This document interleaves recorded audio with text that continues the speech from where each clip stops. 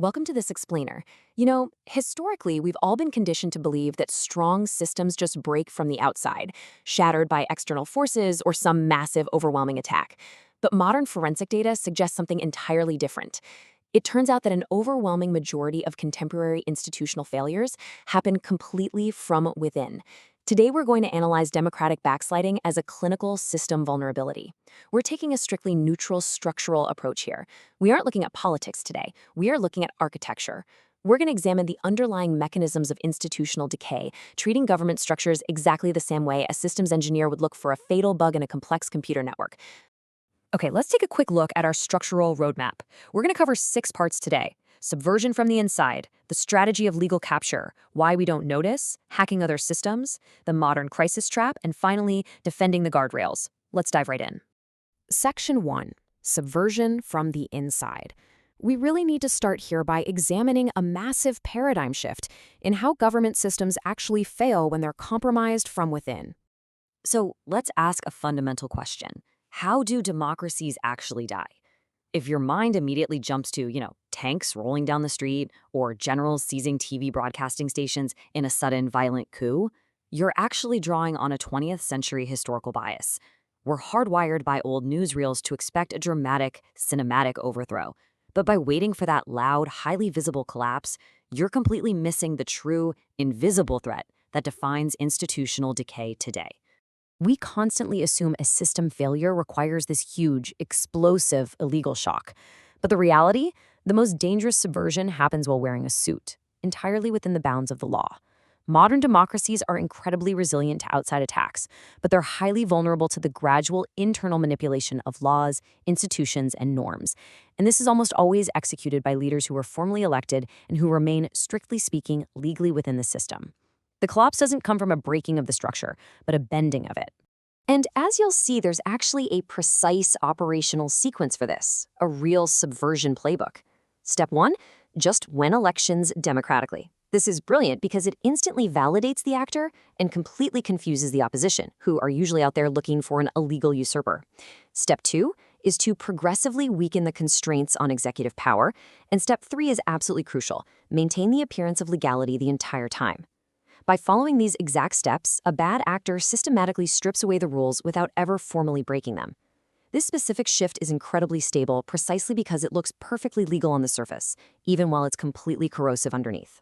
Section 2, the strategy of legal capture. Let's see how this theoretical playbook translates into an actionable, daily strategy for people looking to accumulate power. So, legal capture basically acts like a stealth mode for a power grab. It means changing how the rules work without visibly breaking them. Look, every executive leader naturally wants to maximize their power and reduce the friction caused by courts, legislatures, and oversight committees.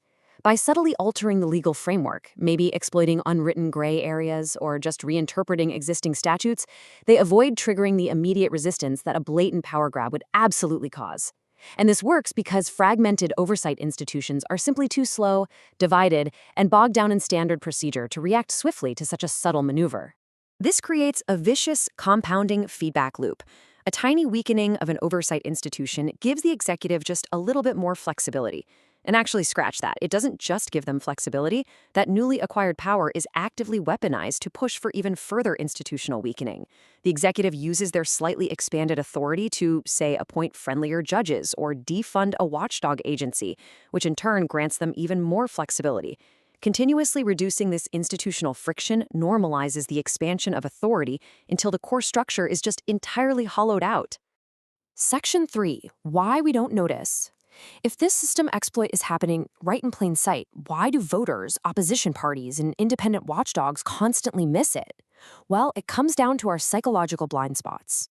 These blind spots make us uniquely vulnerable to the playbook we just talked about. First up is the legality equals legitimacy bias. It's this deeply ingrained, kind of dangerous human tendency to equate any legal action with a legitimate one, even if the spirit of the law is being totally warped. If a judge signs off on it, we just assume it's fine. Second is the incrementalism effect. Small, gradual changes are psychologically tolerated way more easily than sudden, massive shifts. We just adapt to the slight temperature changes. And third is complexity shielding. This one is key. Institutional complexity hides the cumulative impact of these small rule changes.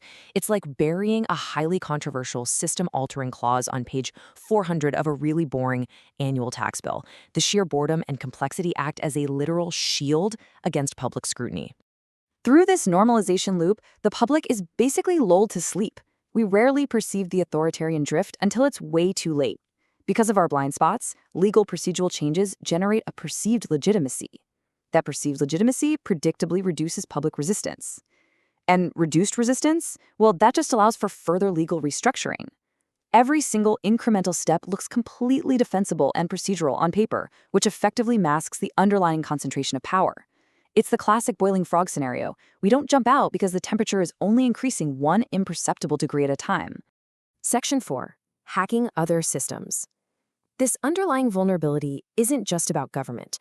Let's broaden our view to examine cross-domain transfer and see how this exact same pattern maps across entirely different fields.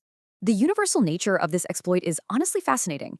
Democratic decay through constraint erosion is functionally identical to a hacker executing privilege escalation in a corporate cybersecurity network. Think about it. The hacker doesn't just blow up the firewall. They quietly compromise a low-level account, slowly escalating their admin privileges over months without ever triggering the system alarms. It's exactly like a master chess player forcing their opponent to make small, seemingly harmless pawn shifts on move 12, locking in an irreversible disadvantage that basically guarantees checkmate by move 40. Or even financial trading algorithms, where tiny incremental rule changes in a bank's risk management accumulate over time into catastrophic market exposure. The underlying architecture of failure is the exact same across all the board: gradual rule manipulation masked by complexity. Section 5. The modern crisis trap. We have to rigorously update our mental models for the highly volatile modern environment. Subversion isn't always a deliberate, master-planned strategy cooked up in some smoky back room. If we only look for a master villain intentionally trying to subvert the system, we might miss the broader structural threat entirely. Sometimes, a system collapse is actually an emergent drift. It's a reactive process. Think of a theoretical government facing back-to-back economic recessions, natural disasters, or completely gridlocked legislatures. Extreme polarization, bureaucratic inertia, and these repeated crisis cycles basically force leaders to bypass normal rules just to keep the lights on. The system erosion we see today is rarely purely malicious. It's often partially intentional, partially systemic, and deeply reactive to constant external pressure. This leads right into the normalization of emergency governance. The real structural danger pops up when temporary crisis authority quietly transforms into permanent, centralized power structures. We see this constantly. Think about the multi-decade expansion of national security apparatuses after a threat, or post-crisis economic interventions that somehow just become permanent fixtures of the annual budget. We saw sweeping pandemic-era governance bypass traditional legislative debate. And right now, today, we're seeing a rapid, centralized push for digital platform and AI regulation. When emergency powers are invoked for a temporary crisis but get extended indefinitely, they functionally rewrite the structural rules of the game, without anyone having to explicitly orchestrate a formal power grab. Section 6. Defending the guardrails. So how do we actually patch this system vulnerability? If the exploit is internal and gradual, we've got to apply strict countermeasures. To actively defend the system, we need some rigorous defense logic. First, we absolutely have to ruthlessly reinforce the structural independence of our institutions. The courts, the legislature, and the oversight bodies must be totally insulated from executive leverage. Second, we've got to forcefully attach unalterable expiration dates to temporary emergency powers so they don't become permanent fixtures. Third, we need absolute, easily digestible transparency in legal reforms. But above all else, we have to obsessively monitor the cumulative long-term impact of what seem like trivial institutional tweaks today. If you remember that complexity shielding blind spot we talked about earlier, you'll get why looking at isolated rule changes is a fatal trap. We have to look at the entire compounding trajectory of the system. I'll leave you with this final, honestly chilling thought to ponder for this explainer. Democracy is not destroyed by breaking rules, it is destroyed by rewriting rules until they no longer constrain power. As you look around at your own modern institutions, your corporate governance at work, or even your local legal structures, ask yourself, Are the rules truly constraining power, or are they quietly being rewritten right under your nose? Thanks for exploring this fascinating systemic vulnerability with me. Keep analyzing the structures around you.